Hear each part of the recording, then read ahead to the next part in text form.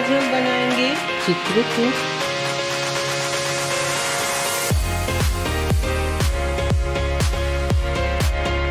तो इसलिए पहले हमें चाहिए प्योर छेना, जो हम घर में ही बना लेंगे। 1/2 लीटर दूध हमने ले लिया।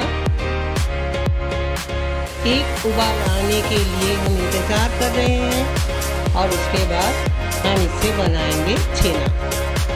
दूध में उबाल आ चुका है।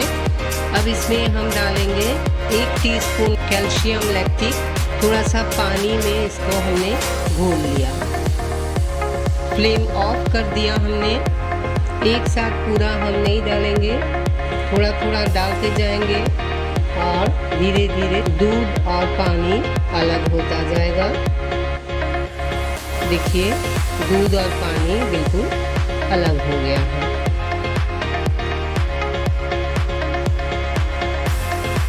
थोड़ा सा ठंडा होने देंगे, ठीक है। और इसको हम छलनी से छान लेंगे और बिल्कुल ठंडा होने के लिए इसको हम रख देंगे। देखिए कितना अच्छा छेना बन के तैयार हो गया है। 5 minutes later. छेना ठंडा हो चुका है। अब हम इसको छान लेंगे।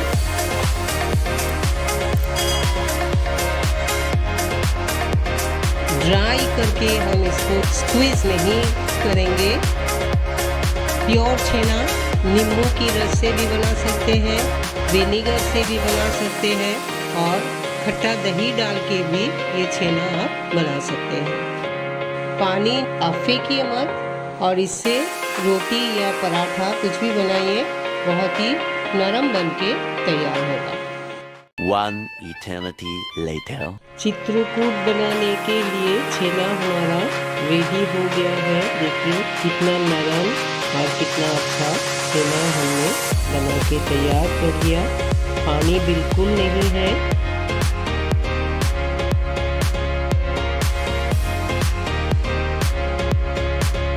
अब हम इसमें डालेंगे 1 टेबलस्पून मैदा और 1/4 टीस्पून बेकिंग पाउडर और इसको हाथों से अच्छी तरह मसल के मिक्स कर लेंगे।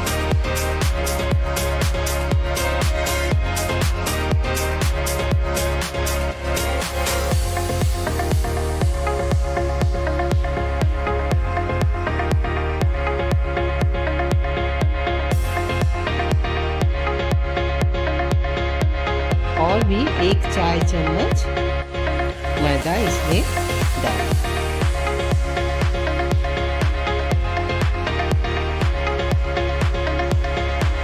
अब हम इसको शेप में डालेंगे।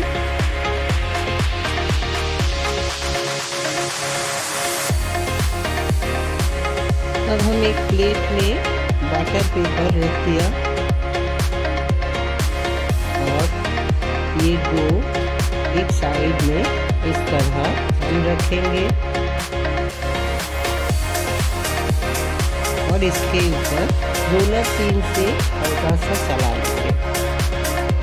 ज़्यादा पतला नहीं और ज़्यादा मोटा भी नहीं, और चारों तरफ से इसको एक रेक्टेंगल शेप में लाएंगे।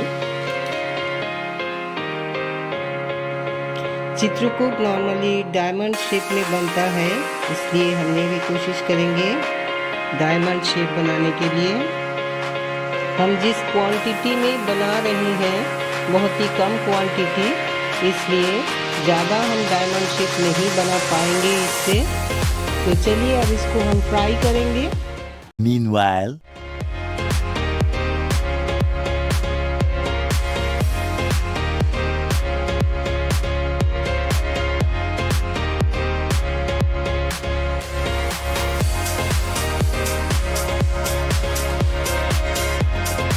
चित्रकूट फ्राई करने के लिए, मिठाई फ्राई करने के लिए हमने एक कढ़ाई ले लिया। इसमें हम डालेंगे वेजिटेबल ऑयल। अगर आप चाहें तो देसी घी भी इस्तेमाल कर सकते हैं। तेल अच्छा गर्म हो चुका है। फ्लेम बिल्कुल धीमी कर देंगे। ट्रायंगल शेप को हम पहले फ्राई करेंगे।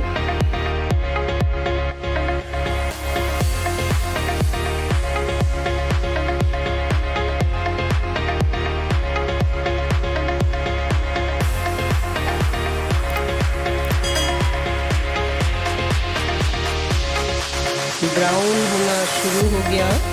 जो हमने पहले डाला मिठाई वो पहले ब्राउन हो चुका है और हल्का सा ब्राउन करेंगे। देखिए कितना अच्छा फूल भी गया है, परफेक्ट कलर आ गया है। अब हम इसको उठा लेंगे और चाशनी में डाल देंगे। अभी डाल रही हूँ डायमंड शेप, जो एक्चुअली चित्रकूट शेप है।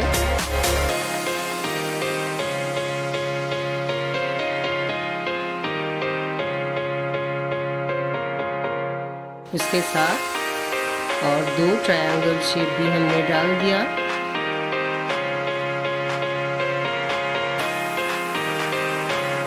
दोनों साइड से कलर परफेक्ट आ चुका है। अब हम इसको उठा लेंगे और चाशनी में डाल देंगे। अब इस तरह हमने इसको चाशनी में डाल दिया। ज़्यादा गाढ़ा हमने नहीं बनाया ताकि ये जल्दी जल्दी चित्रकूट के अंदर सोख हो जाए। और 3 से 4 घंटा इस तरह हमने इसको छोड़ के रख देंगे।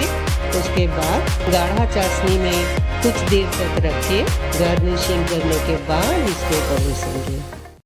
रुको जरा, सब्र करो। Eventually 4 घंटा हो गया है। चित्रकूट चाशनी से उठा के रख दिया और वही चाशनी हमने गाढ़ा करने के लिए बिठा दिया। देखिए चाशनी से हम तार नहीं बनाएंगे पर इसको गाढ़ा बना लेंगे। देखिए अब चाशनी हमारा गाढ़ा बनके तैयार हो गया है। मिठाई फिर हमने इसके अंदर डालेंगे। हल्का चाशनी में हमने इसको रखा था। देखिए एकदम बिल्कुल रस इसमें भर गया है। अब इसको ओवरनाइट हम छोड़ देंगे। चित्रकूट हमारा बनके तैयार हो चुका है। देखिए ब्यूटीफुल गाढ़ा शुगर सिरप में हमने इसको भिगो के रखी थी। देखिए कितना अच्छा दिख रहा है, कितना अच्छा फ्लफी, एकदम नरम।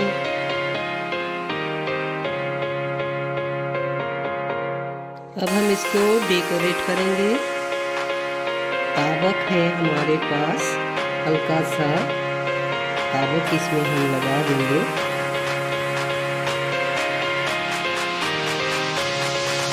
ये ताबक खाने के लिए है। अब बाज़ार में ना मिले तो ऑनलाइन इसको आप ऑर्डर कर सकते हैं। अगर आपके पास ताबक ना हो तो आप इसमें खोआ खीर यानी कि मावा ग्रेट करके इसके ऊपर डाल सकते हैं। वो भी बहुत ही ब्यूटीफुल दिखने में और खाने में माशाल्लाह बहुत ही अच्छा होगा। तो चलिए चित्रकूट हमने परफेक्ट वे में बना के तैयार कर दिया। So thank you viewers.